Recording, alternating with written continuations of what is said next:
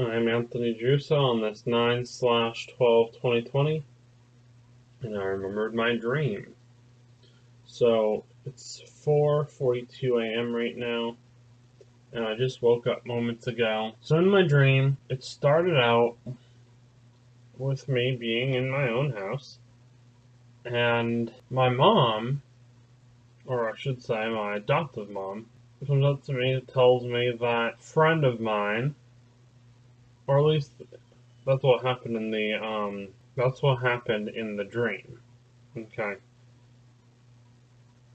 She tells me that a friend of mine is up in New Hampshire with her parents. Okay, now in reality, this is an interjection, not part of the dream. This individual I've only met once, and I did have a lot of fun with this individual. We played chess, we colored, we did some drawing and stuff too. I showed her my dad's really cool, amazing muscle car, and I showed her my seashell collection. But anyway, that was just an interjection. Moving on. And my adoptive mom says they're going to Santa's Village, which happens to be in New Hampshire. And she tells me that she is also going to my friend, right? Put that in quotations because I've only met this person once. Is going to be there with her family and also her mate. And that was really strange. This is an interjection now because, British for friend or Australian for friend, they'll use the term mate. I just thought it was really strange that this word was specifically used in my dream. I don't know what that was about.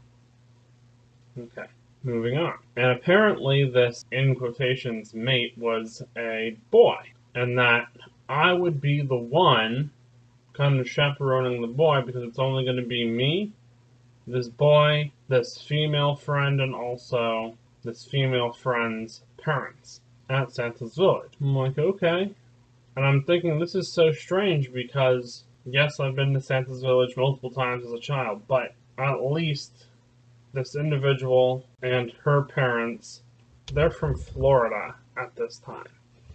So just having that there is just a little odd, but whatever. So, in my dream, I get on a commercial flight and I fly from what looks or looked like Orlando International Airport, and I fly into Manchester, New Hampshire. I think it's called like Manchester Boston Regional Airport. Anyway, and after I land and I take my luggage off the plane, because it seemed like I had like a little suitcase coming off the plane, it just kind of jumps, like my dream jumped directly to some home that all these people that I was meeting, and they were ready to go directly to the theme park, Santa's Village, which is in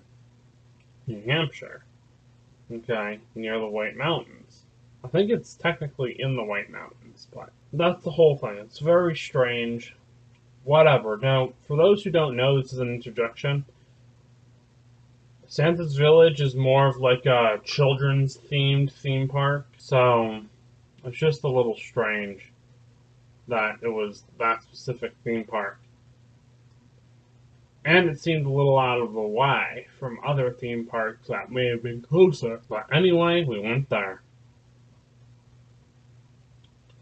So I meet this boy, and I meet the girl, and I meet the parents, and we all drive, or ride in, I should say, a minivan.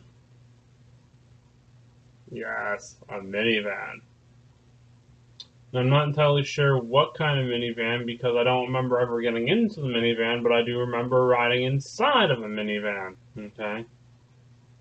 And then we get to Santa's Village, and I'm hanging out with the girl and the boy and her parents, and we go on the log flume ride. And then we ride on the train, and then something strange happens. A whole bunch of group of like teenagers, and some are like younger adults, like maybe in their 20s, maybe some maybe even in their 30s.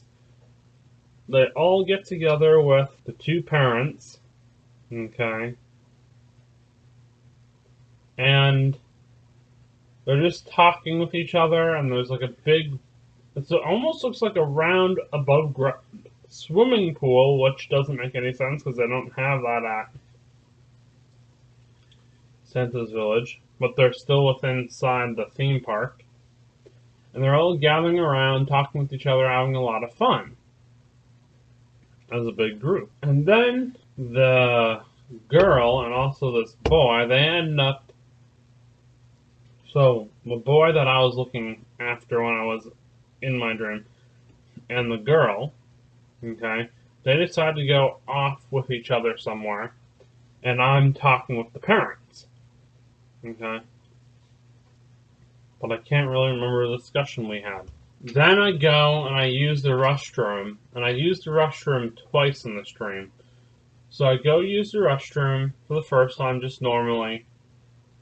I urinate in the urinal and wash my hands and come back out. Oh, the restroom, by the way, was like log cabin themed on the inside, so it was all wood.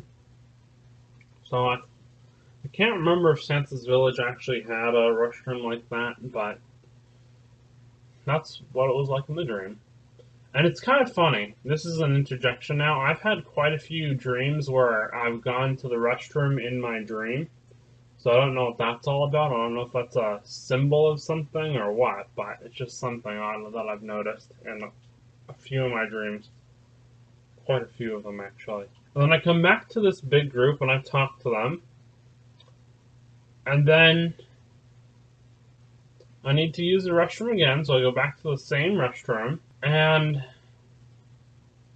I feel like some grief or something. And then this dog walks in. I don't like dogs, but it was a dog that was black and white with splotches on it, similar to how you would look at like a dairy cow. Okay. Where it's white fur with black splotches, just like a dairy cow, but this was a dog.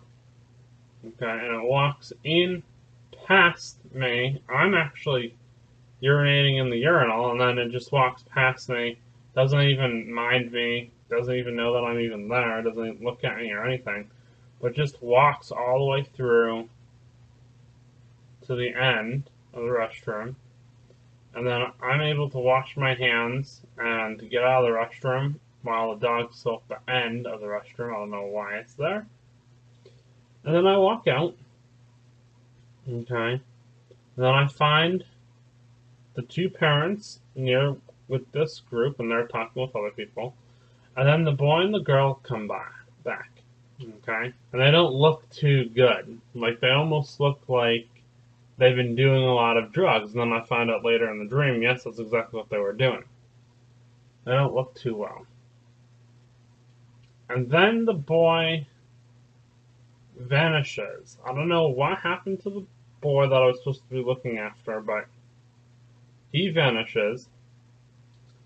Then the girl that I know starts breaking down crying to her parents, trying to hug her parents, and she lets them know that she was injecting some sort of drug into her body.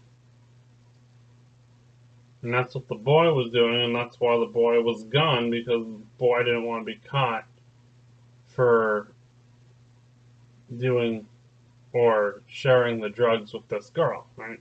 And I could see a lot of love with their parents, because the parents just hug them, they're forgiving this girl who did the drugs. And then I'm starting to think, I probably shouldn't ask this girl to be my girlfriend now, because I was actually considering that in my dream.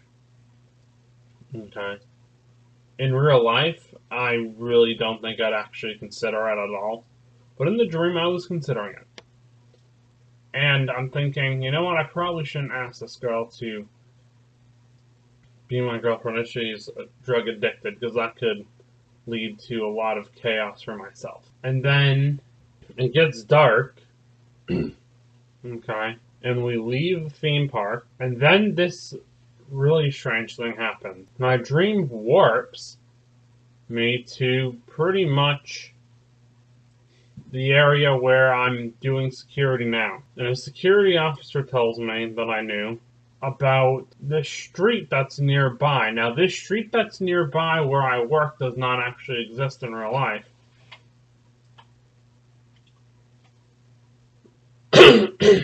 But in the dream it did. And he tells me that there's all these homeless people that stand outside in front of this building.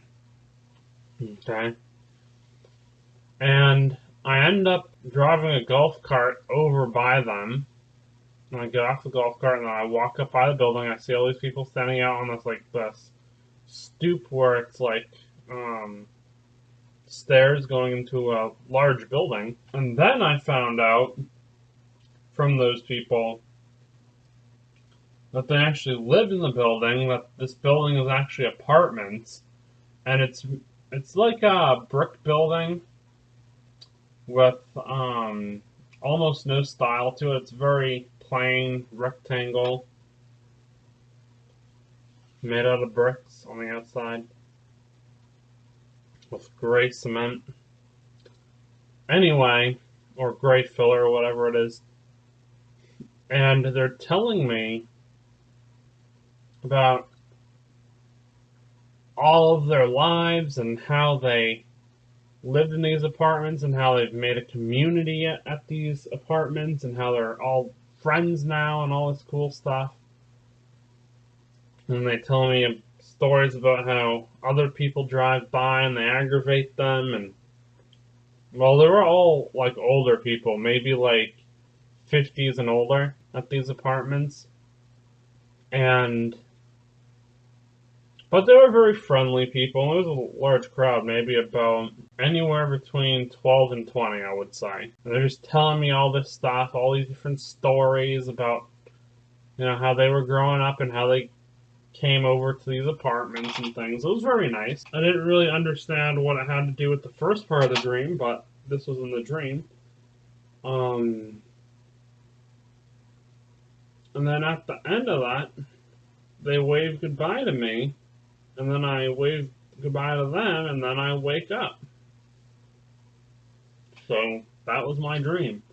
Very strange. It's funny, I came home from work, got off of work around 6, and then I ate, and then I just pretty much really wanted to go to bed. I took a shower, and I went to bed because I was so tired. And then I woke up early morning. Now it's 5 a.m., but I woke up, I don't know, maybe around like 4:40. Alright, I'm Anthony Giarrusso. Thank you for listening to the stream. Have a great day. Bye.